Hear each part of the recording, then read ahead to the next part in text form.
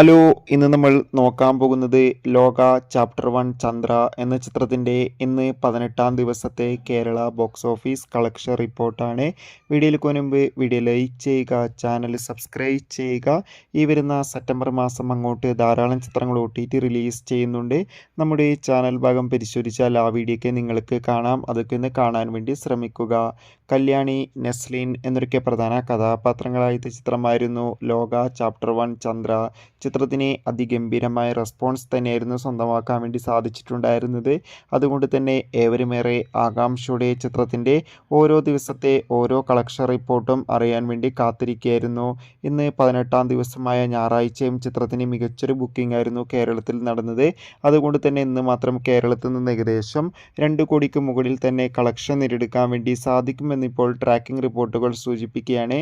കാത്തിരിക്കാം കൂടുതൽ box office collection റിപ്പോർട്ടിനായി. ചിത്രം കണ്ടവരുടെ അഭിപ്രായം തീർച്ചയായും കമൻറ്റ് ബോക്സിൽ രേഖപ്പെടുത്താൻ വേണ്ടി ശ്രമിക്കുക. അടുത്തൊരു വീഡിയോയിൽ കാണുമ്പോൾ ബൈ.